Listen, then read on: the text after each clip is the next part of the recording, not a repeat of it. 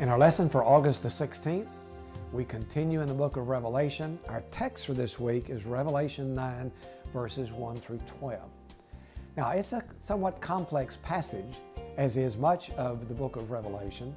And because of the symbolic images and because of the way the book unfolds, I found it pretty dangerous to just jump into a passage and try to interpret what that passage means unless we understand it in its context. So I want to try to help you out before we look at the passage itself by giving kind of an overview or background. And that's what I have under Roman numeral number 1.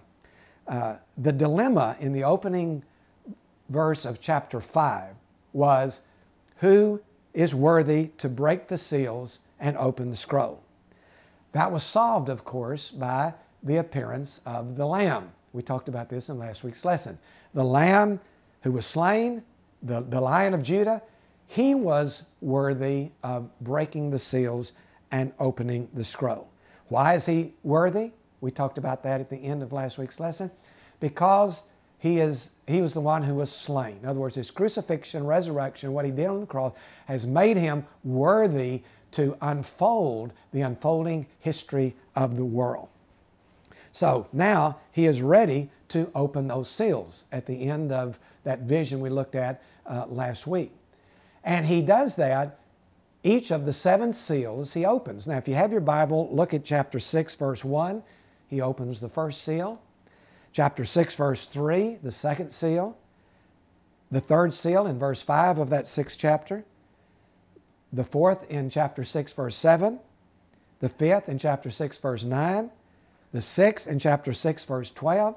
And the 7th in chapter 8, verse 1. So in chapter 6, he opens all these seals, and it goes through chapter 8, verse 1. So the Lamb has opened the seal, broken the seals, and opened the scroll. Now, when the Lamb opens the 7th of these seals, we see the appearance of 7 angels, to whom were given 7 trumpets. And beginning now in chapter 8, verse 7, the 7 angels will blow those 7 trumpets. So getting the story.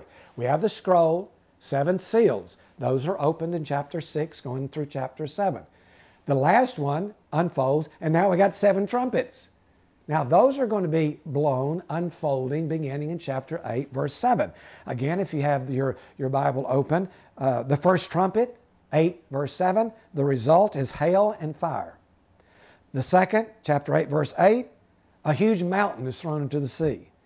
Chapter 8, verse 10, the third trumpet, a blazing star falls from the heaven.